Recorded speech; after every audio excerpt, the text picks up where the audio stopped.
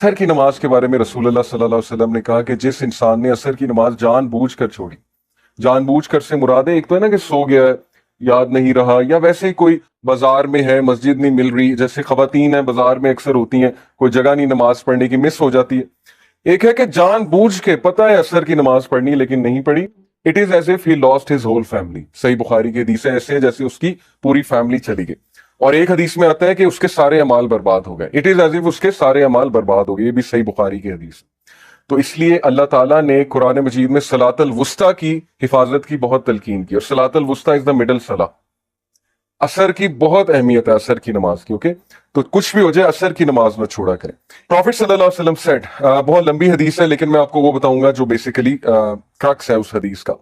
इजा दखल अल मय्यितुल क़ब्र, जब मैयत को कब्र में ले जाया जाता है, यानी जब रूह आसमानों पे जाती है, अल्लाह ताला से मिलती है। यह हदीस में आता है कि सातों आसमान चढ़ती है रूह, फिर अल्लाह ताला तक ले जाया जाता है, यानी अल्लाह को देखती नहीं है लेकिन अल्लाह की प्रेजेंस में पेश किया जाता है। और अल्लाह अगर उससे राजी है तो अल्लाह कहते हैं इसको ले जाओ, मैं इससे राजी हूं।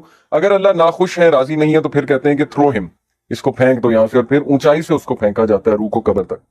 तो जब मैयत को कब्र में लाया जाता है, यानी अब उसके सवाल जब शुरू होने वाले हैं। मुस्सिलत शम्सु इंदा गुरूबिहा, तो कब्र में उसको मैयत को सूरज गुरूब होता दिखाया जाता है। जैसे असर के टाइम पे नहीं आपने देखा, सूरज जब गुरूब हो रहा होता है एकदम ख्याल आता है कि नमाज पढ़नी है। फयजलिसु यमसहु आइनैहि, तो वो अपनी आंखें मलता है। जैसे हम सोकर उठते हैं ना, अपनी आंखें मलते हैं, तो वो अपनी आंखें मलता है और देखता है कि सूरज गरूब हो रहा है। वह यकूल, तो वो कहता है दाऊनी उसल्ली, कि मुझे नमाज पढ़ने दो, असर का वक्त जा रहा है, मुझे नमाज पढ़ने दो। तो फरिश्ते मुस्कुराकर कहते हैं कि वो टाइम खत्म हो चुका है, नमाज का टाइम अब खत्म है, अब नमाज नहीं पढ़नी, अब हिसाब किताब होगा। तो स्कॉलर्स ये हदीस कोट करके ये कहते हैं कि देखें, दिस शोज के उस बंदे की प्रेफरेंस क्या थी, उसकी फिक्र क्या थी जब वो दुनिया में था। सूरज गुरूब होते ही उसे पहला ख्याल ये आया है कि मेरी नमाज ना रह जाए, कहीं असर की नमाज ना रह जाए, तो मैं असर की नमाज पढ़ लूं, उसके बाद बातचीत करते हैं। यानी उसका कॉन्शियस अभी तक नमाज के अंदर है। और ये चीज बहुत से मेडिकल डॉक्टर्स बताते हैं। मैं एक लेक्चर सुन रहा था एक स्कॉलर का, उन्होंने बड़ी जबरदस्त बात की। उन्होंने कहा कि मैंने बहुत से डॉक्टर्स को लेक्चर्स दिए हैं, डॉक्टर्स मेरी महफिल में आते हैं, तो डॉक्टर्स ने मुझे खुद बताया है कि जो लास्ट कॉन्शियसनेस में बंदे की चीज होती है ना, जो उसने सबसे ज्यादा दुनिया में की होती है, डेथ के टाइम पे वही चीज निकलती है। और वल्लाही उसने खुद बताया, डॉक्टर्स ने खुद बताया कि कुछ जो मरीज होते हैं वो गाने गा रहे हो, यानी at the time of death गानों के लिरिक्स निकल रहे होते हैं। तो ये मेडिकल साइंस भी यही बताती है कि हमारे न्यूरॉन्स के कनेक्शन स्ट्रांग जब बन जाए ना किसी चीज के हवाले से, ज़ाहिर है एक बंदा एक खास महफिल में बैठ रहा है, उसमें एक खास तरह की बातें सुन रहा है या कर रहा है, तो उसके न्यूरॉन्स के कनेक्शन उन बातों के मुताबिक बन जाएंगे और फिर उसके कॉन्शियसनेस में वही चीज होगी। और जब भी वो अनकॉन्शियस होने लगेगा तो कॉन्शियस की वही चीज रिपीट होगी जो असल में वो करता है। ये तो पक्की बात है। तो ये वो शख्स है जिसने नमाज को बहुत फौकियत दी दुनिया की जिंदगी में, और उसकी फिक्र ही ये थी कि मेरी नमाज ना निकल जाए, नमाज ना निकल जाए। तो ये हदीस सुनाने का मकसद ये था कि उसके लिए नमाज मैटर करती थी दुनिया की जिंदगी में। इसलिए कब्र में जाकर भी उसे ये ख्याल आया कि हाय मेरी असर की नमाज ना निकल जाए, इसीलिए उसको वहां भी सूरज गुरूब होता दिखाया जाएगा और वो कहेगा कि दावुनी उसल्ली, कि लेट मी ऑफर सलाह, बट फरिश्ते कहेंगे अब नमाज पढ़ने का टाइम जो है वो गुजर गया। इसी तरह नबी सल्लल्लाहु अलैहि वसल्लम की फेवरेट दुआ आपको पता है क्या थी? रब्बना आतिना फिद दुनिया हसनतन व फिल आखिरति हसनतन व क़िना अज़ाबन्नार। Very comprehensive. हजरत आयशा कहती हैं अल्लाह के नबी की फेवरेट दुआ थी, और ये इतनी कॉम्प्रिहेंसिव है कि इसमें हर चीज आ जाती कि Allah give me the best of both worlds. इस इधर जो भी आप देंगे वो बेस्ट दीजिएगा, और मेरी आखिरत के लिए भी अच्छा और आखिरत में भी बेस्ट दीजिए। तो दुआओं का ना थोड़ा सा पैराडाइम शिफ्ट कीजिए। असहाबे कहफ की दुआ, रब्बना आतिना मिन लदुनका रहमतन व हय्यि लना मिन अमरिना रशदा। ऐ हमारे रब हमें गाइड कर सीधे रास्ते पे, और हमें हिदायत पे में इंक्रीज कर, और हमें रास्ता दिखा, और हमें साबित कदम कर दे। इसमें सब कुछ आता है इस दुआ में। तो जब भी आपके मामलात आपके हाथ से निकल रहे हो ना, आपको समझ ना आ रही हो मैं क्या करूं, मैं कहां जाऊं, मुझे कोई पाथ समझ नहीं आ रहा है, मुझे कोई वे आउट समझ नहीं आ रहा है, तो दिस इज द दुआ कि O our Lord show us the way and guide us on that way and make us steadfast on that way. असहाबे कहफ की दुआ है। इस तरह बहुत से अंबिया की दुआ आपको नजर आएगी जिसमें आपको विजन नजर आएगा। मूसा अलैहिस्सलाम की दुआ, मटीरियलिस्टिक चीजें नहीं मांगी हैं, फिरौन से मुकाबला करने जा रहे हैं, आर्मी मांग सकते थे, वेपन्स मांग सकते थे, लेकिन कहा रब्बी शुरह ली सदरी, ऐ मेरे रब मेरा सीना खोल दे, यानी मुझे कॉन्फिडेंस दे, मुझे वो विजन दे कि मैं चीजों को बहुत क्लियरली देख सकूं, शरह सदर दे, वयस्सिर ली अमरी, और मेरे टास्क में ईज क्रिएट कर। हम अल्लाह से कितनी दुआ करते हैं कि अल्लाह मैं प्रोजेक्ट करने जा रहा हूं, मैं ये चीज करने जा रहा हूं, मैं सफर पे जा रहा हूं, मेरे लिए ईज क्रिएट कर।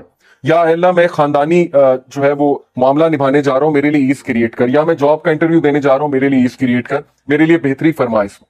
واحلل عقدۃ من لسانی یفقہوا قولی، اور میری زبان کی گرہ کھول دے، اس میں جو لکنت ہے اس کو کھول دے، اور تاکہ میں تیرے دین کی بات کر سکوں، یفقہوا قولی، میں بہت اچھے سے بات کر سکوں۔ وجعل لی وزیرا من اہلی ہارون اخی، اور مین پاور مانگی، ریسورسز نہیں مانگے کہ پیسے دے دیں، فوج دے دیں، کہا بس ایک بندہ دے دیں، ایک مخلص ساتھی دے دیں جو میری نبوت میں شریک ہو، ہارون میرا بھائی، اسپیسیفک ہو کے دعا کی۔ تو ہم نے یہ دیکھنا ہے کہ ہم کیا دعاز کر رہے ہیں، کیا ہم ہدایت مانگ رہے ہیں اللہ تعالیٰ سے، کیا ہم اللہ تعالیٰ سے توفیق مانگ رہے ہیں؟ کیونکہ عمر رضی اللہ عنہ نے کہا تھا کہ مجھے یہ ڈر نہیں ہے کہ میری دعا قبول ہوگی کہ نہیں، مجھے یہ ڈر ہے کہ مجھے دعا کی توفیق بھی ہوگی کہ نہیں۔ یہ بہت بڑی بات ہے کہ میں دعا بھی کروں گا کہ نہیں کروں گا، اصل بات یہ ہے۔ میں آپ کو ایک واقعہ سناتا ہوں۔ ہمارے ایک دوست تھے ڈی ایچ اے میں، اب دبئی میں ہوتے ہیں، تو ماشاءاللہ ان کا ایک اسلامک سینٹر تھا، تو وہاں پر بہت لوگ آتے تھے۔ تو وہاں پر ان کے ایک دوست آئے، بہت عرصے بعد انہیں ملے، اور انہیں پتہ لگا کہ ان کی والدہ بیمار ہیں، ہارٹ اٹیک ہوا ہے، ہاسپٹل میں ہیں، کافی عرصے سے ہیں۔ تو انہوں نے حال چال پوچھا، اور انہوں نے پھر والدہ کی خیر خیریت پوچھی، ماشاءاللہ والدہ ٹھیک تھی۔ تو پھر انہوں نے ان سے کویشچن کیا کہ آپ نماز پڑھتے ہیں، مطلب دعا کرتے ہیں، والدہ کے لیے نماز پڑھتے ہیں؟ تو انہوں نے کہا کہ نہیں، نماز پڑھنے کا نہیں ٹائم ملتا، بس انہوں نے ایک عذر پیش کیا کہ نہیں پڑھ پاتا۔ تو انہوں نے کہا کہ صحیح بتائیں، جمعہ آپ نے کب پڑھا ہے؟ تو ان کے لائف سٹائل سے پتہ لگ رہا تھا کہ جمعہ بھی نہیں پڑھا، کافی عرصہ ہو گیا۔ تو شرمندہ ہو گئے تھوڑے، کہتے کہ نہیں جمعہ بھی نہیں میں پڑھ سکا۔ تو پھر انہوں نے کہا کہ نہیں، آپ اللہ کا شکر پھر کیسے ادا کرتے ہیں؟ اللہ کا شکر ادا ہمارے نزدیک یہ نا کہ نماز پڑھ کے ہے، یہ ایک جسچر ہے اللہ کا شکر ادا کرنے کا۔ تو آپ الحمدللہ سبحان اللہ نہیں کہتے اللہ کے بارے میں؟ تو ہی سیڈ کہ میں نے ان سے کوشش کی یہ کہلوانے کی کہ آپ چلیں اللہ کا شکر ادا کر دیں، والدہ کو اللہ نے صحت یاب کر دیا۔ تو ہی سیڈ کہ میں نے اپنی آنکھوں سے دیکھا کہ ان سے الحمدللہ اگلا ہی نہیں جا رہا تھا، کہا ہی نہیں جا رہا تھا ان سے الحمدللہ، زبان پہ نہیں آتا جب توفیق ہی نہیں ہے اللہ کی طرف سے۔ تو یہ واقعہ سنانے کا یہ مطلب نہیں ہے کہ ہم ان کی کوئی یہاں پر بیٹھ کے برائی کریں، ہم ان کے لیے دعا کرتے ہیں کہ اللہ تعالیٰ ان کو بھی توفیق دیں، ان کو بھی دین کی طرف لے کر آئیں۔ لیکن یہ بہت عبرتناک واقعہ ہے کہ زبان پہ بھی اسی کے آتا ہے جسے توفیق ہے۔